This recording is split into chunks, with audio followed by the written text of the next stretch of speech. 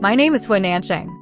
I have always hated the Hua in my name, but later I was glad that this surname allowed me to be close to Huo Yinan. My original name was Nan Sheng. After the Nan family collapsed, I took my mother's surname Huo and was brought into the Huo family. I lived there for 15 years.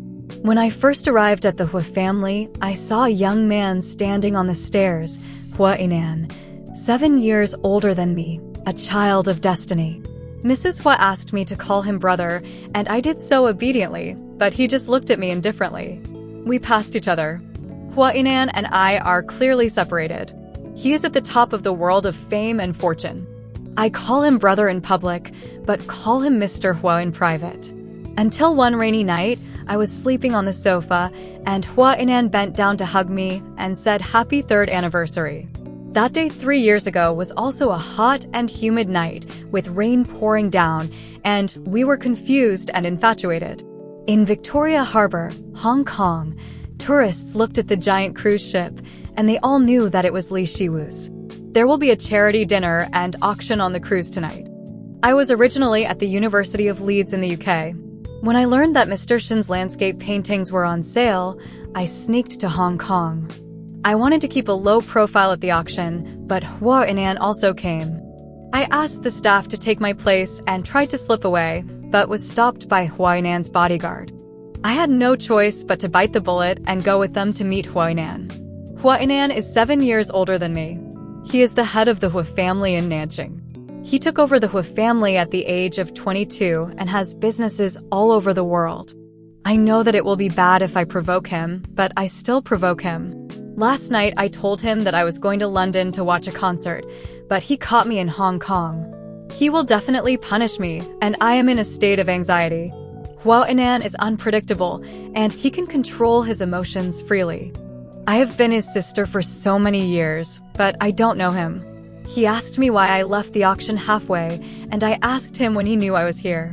It turned out that he checked me after hanging up the phone yesterday. I apologized to him, but he said he just wanted to see me. After we finished eating, he asked me why I came here without telling him. I wanted to surprise him, but he exposed me. He laughed and said he was happy, which made me even angrier. I didn't plan to stay for long and wanted to go back to England quickly, so he didn't try to keep me. Li Shiwu was scolded by her father because of me, and the cruise ship was confiscated. Huo Yinan treated me very specially. When I was a child, someone teased me that I was a sick beauty, and he punished me to kneel in the Buddhist temple. This time he treated me and Li Shiwu specially as well. Li Shiwu asked me about the graduation ceremony, saying that Huo Yinan had given her the invitation letter, but she might not go. I sent him a message, and he called to say that he was not sure if he had time, so he asked Li Shiwu to go. Li Shiwu mocked him, but he comforted me. At the graduation ceremony, Li Shiwu said that I would cry if Huo Yinan had a girlfriend, but I said no. In fact, on the day of my 18th birthday ceremony, Huo Yinan said that neither I nor him would get married, and he would let me be myself. Huo Yinan grew up under rules, and no one asked him if he wanted to do those things. Only I would ask such childish questions. I asked him what Huo Nansheng should do, and he said to be himself. At the graduation ceremony, He Ditong gave me flowers, and Li Shiwu took photos and sent them to Huo Yinan. Huo Yinan missed the graduation ceremony and saw the photos when he got off the plane. I rejected He Ditong's invitation to the party, saying that I would return to China for an interview tomorrow. Li Shiwu praised He Ditong for being gentle and upright, but I deliberately misinterpreted it, and she got anxious. After arriving home, Li Shiwu wanted to teach me a lesson, and Huo Yinan showed up. After Huo Yinan came, Li Shiwu said that he was only good to me and treated us as outsiders. Huo Yinan explained why he didn't say he was coming in advance, and Li Shiwu confronted him again. Li Shiwu sent a photo of me and He Ditong to Huo Yinan and asked him how he was. Huo Yinan said that he was on good terms with He Ditong's father and asked me to get along with my peers more. Li Shiwu was dissatisfied and said that he wanted to play with people of the same age. In the evening, the nanny cooked and left. When I was packing my luggage, Huo Yinan talked to me about the future. He said that I was free to go wherever I wanted, and it was like a rehearsal for an interview. I struggled with the answer. He asked me to say who I liked, and I said I wanted to stand by his side. But he said he didn't want to be my role model and let me go my own way. Li Shiwu eavesdropped and said he Ditong was good, but Huo Yinan said no. Many people misunderstood that he Ditang liked me, and I misunderstood it too, until I heard his conversation with others. I asked Huo Yinan why he Ditong was not okay, and he said he would not interfere with my boyfriend, but he was not satisfied with he Ditong. He asked me if I liked he Ditang, and I said no. He said that I would talk about love when I met someone I liked, and if I didn't meet him, he would support me for life. I asked what to do if he was not satisfied with my boyfriend, and he said he would tell me, and if he was not good to me, he would not let him go. The conversation between the brother and sister was so warm that it didn't seem like brother and sister.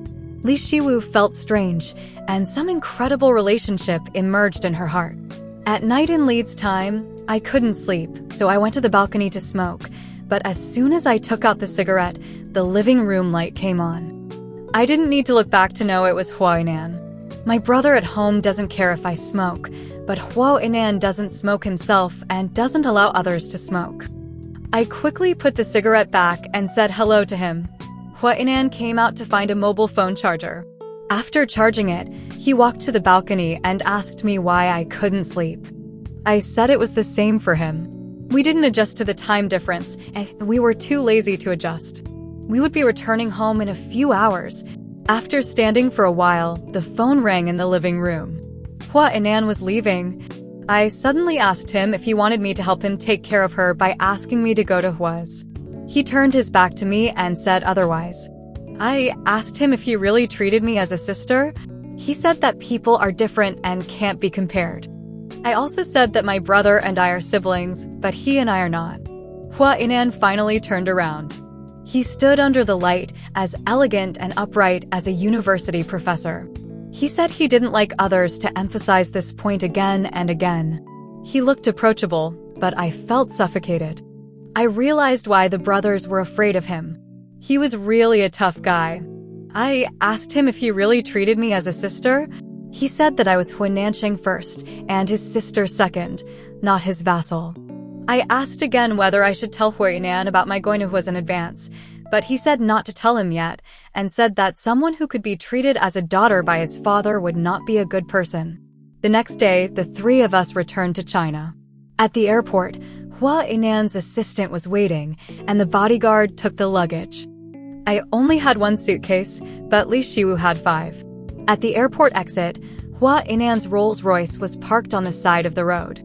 Li Shiwu said she would not go back with us and said that the atmosphere in the Huo family was serious. I asked what was wrong, and she said that being in the Huo family was like being in a cage, and if she had escaped long ago. Huo Yinan didn't say anything and tacitly agreed with what she said. But I think the Huo family is good, and Li Shiwu laughed at me and asked me whether the Huo family or brother was better. I treated them equally and said both are good. When I got home, I was so sleepy that I wanted to sleep, and Huo Yinan said he would call me for dinner. After I fell asleep, Aunt Shin woke me up to eat, and my father was waiting for me in the restaurant. No one spoke during the meal, and the atmosphere was tense. My father knew about my relationship with the man surnamed He, and asked me to stop working and become a vice president or go out to socialize. I didn't want to do that, but Huo Yinan came and said that my father was retired and should not care about me anymore, and that I was not a vase. My father finally gave in and let me go. Huo Yinan asked me to go back to my room to rest and have an interview tomorrow. But I suggested that I meet him at the company, hoping that he would pretend not to know me. He agreed very straightforwardly, which made me feel weird. I always feel weird, but I can't put my finger on it. I was woken up by the alarm clock. The old house is far from the company, so I set the alarm clock at 7 o'clock. At 7:40, I went downstairs to have breakfast, and Huo Yinan was still there. I was very surprised. He said he would wait for me to go to the company together, and said that if we have an interview in the future, we will go to work together. I disagreed, fearing that I would be discovered. Huo Yinan said that Huo's parking lot is large, and the probability of meeting colleagues is low, and he also said that my taxi fare is expensive. I refuted that I would move to my own house if the interview was successful. Huo Yinan laughed at me for making good arrangements and then went to work, but I felt that he was angry. The housekeeper said Huo Yinan was waiting for me outside and asked me to coax him. I refused to coax him. I got in the car and sang the same tune with the housekeeper to make Huo Yinan angry. Huo Yinan's face darkened and the housekeeper closed the car door. The atmosphere in the car was awkward and Huo Nansheng pouted. When I arrived at Huo's, I was afraid of being discovered, so I asked Huo Yinan to get off later and went upstairs from the West District elevator. The interview was divided into 2 batches and I was in the morning.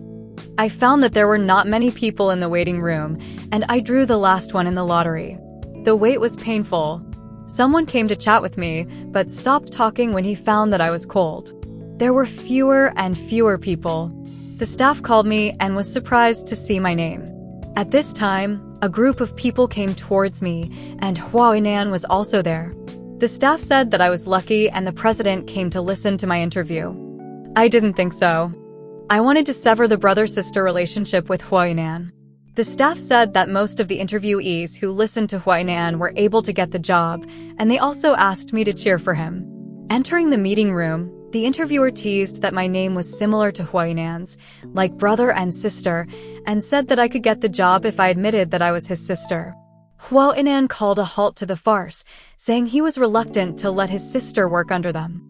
The interview questions were not tricky, and Huo Yinan did not say anything. After the interview, he asked me to wait for a text message on Wednesday. When I left the meeting room, the staff gave me a meal ticket, but I refused, saying that I had an appointment with my family, but in fact, I was with Li Shiwu. When I saw Li Shiwu, I asked her why she didn't tell me that she went to Huo's. She said Huo Yinan didn't let her tell. I was even more angry with Huo Yinan and told her about the interview, saying that I would sever the brother-sister relationship with Huo Yinan. Li Shiwu joked about changing to a couple relationship, and I got angry, and she said she was just joking out of boredom.